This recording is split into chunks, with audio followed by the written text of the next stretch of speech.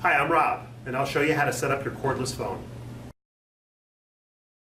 Before you physically set up the phones, go to the portal and find the Cordless Configuration Manager widget and set up the extensions and the users for each of your handsets. When you unpack the contents of the box, for the base, you'll have the base, its power adapter, and an Ethernet cord. For each handset, you'll have the handset, the charging cradle, the handset belt clip, the power adapter and the power plug, and the battery. Assemble the cordless handsets first. Start by connecting the power plug to the power adapter by sliding it in till it clicks.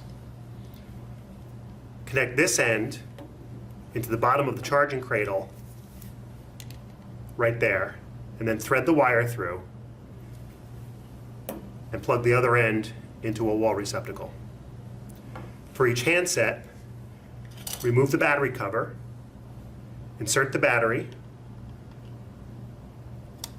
till it snaps, reinstall the battery cover, and you can use the optional belt clip if you'd like. It snaps on top. Then put it in the charging cradle to charge. A full charge takes about 7 hours. To set up the base, connect your Ethernet cable here and the other end to your LAN, the power adapter here, and plug it into a wall receptacle.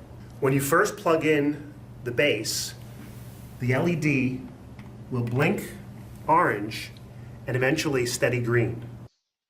Once the LED turns steady green, you can pair each handset to the base.